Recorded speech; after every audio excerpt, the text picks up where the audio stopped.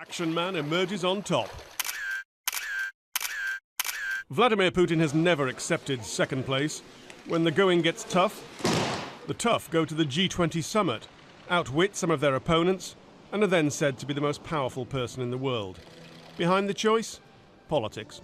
Right now, he's at the top of his game. Our president had to go on bended knee to bail him out of Syria. Same thing with our president, with the new president of Iran. And here at home, the botched introduction of his signature legislation, where he said he didn't know what was going on. Big part of power is perception. His perception might be different. So might yours. That's the thing with subjective lists. We can all have a view. And putting Putin first has raised eyebrows. It seems slightly strange that maybe whoever judges these things was making the decision when Putin was in the headlines all about his great achievement on brokering what appeared to be a deal over chemical weapons in Syria. So I think maybe it has a lot to do with that, and maybe other things were neglected a little bit. Forbes had 4 criteria for their choices: how many people they have power over, the financial resources they control, if they have influence in more than one sphere, and how actively they wield their power to create change in the world.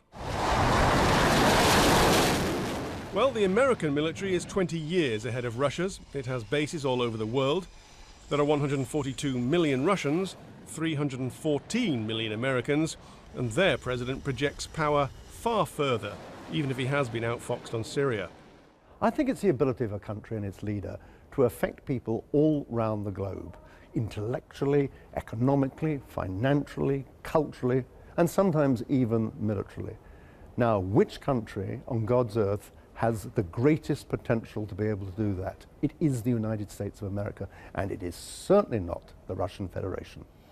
Prime Minister David Cameron falls out of the top 10 to 11th. He's been replaced by the boss of shopping giant Walmart, Michael Duke.